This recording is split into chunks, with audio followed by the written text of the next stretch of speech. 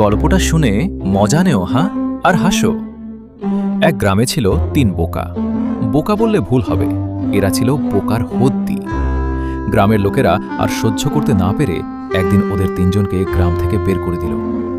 বেচারা ৩ বোকা গ্রাম ছেড়ে হাঁটতে হাঁটতে একটা বড় গাছের নিচে এসে বসল। বসে বসে ভাবতে লাগলো, এখন কি করি?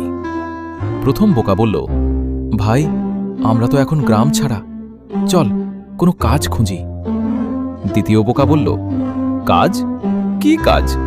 আমি তো কোনোদিন কাজ করিনি।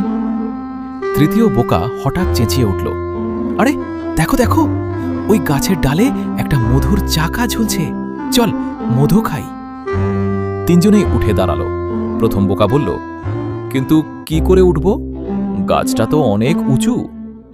দ্বিতীয় বোকা বলল, আমার একটা আইডিয়া আছে, আমরা ৩ জন একে অপরের কাঁধে চড়ে উঠি, আমি নিচে, তারপর তুই, তারপর সে। তাই করল। প্রথম বোকা নিচে দাঁড়ালো, দ্বিতীয় তার কাঁধে চড়ল, তৃতীয় সবার ওপরে চড়ে হাত বাড়ালো, কিন্তু চাকাটা এখনো ধরা যাচ্ছে না।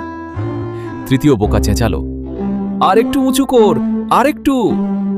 হঠাৎ নিচের বোকা ২ জন ক্লান্ত হয়ে পড়ে গেল। ৩ জনেই ধপাস করে মাটিতে পড়ে গিয়ে তৃতীয় বোকা বলল, আরে বোকারা, আমরা কেন এত কষ্ট করছি?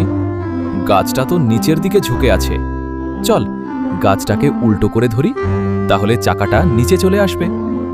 ৩ জনেই হাততালি দিয়ে বলল, আরে বাহ, সুপার আইডিয়া। তারপর ৩ জনে মিলে গাছটাকে ধরে টানাটানি করতে লাগলো। টানতে টানতে গাছটা সত্যি সত্যি উল্টে গেল। মধুর চাকা মাটিতে পড়ল, কিন্তু গাছটা পড়ে ৩ বোকাকেই চাপা দিল। পড়ে যাওয়া অবস্থায় প্রথম বোকা বলল, দেখলি, আমরা তো মধু পেয়েই গেছি, এখন শুধু গাছটা সরালেই হবে। দ্বিতীয় বোকা হেসে বলল, হ্যাঁ, কিন্তু গাছটা সরাতে গেলে তো আবার কাঁধে চড়তে হবে। তৃতীয় বোকা বলল, আরে না না, এবার আমরা গাছের ওপর চড়ে সরাবো।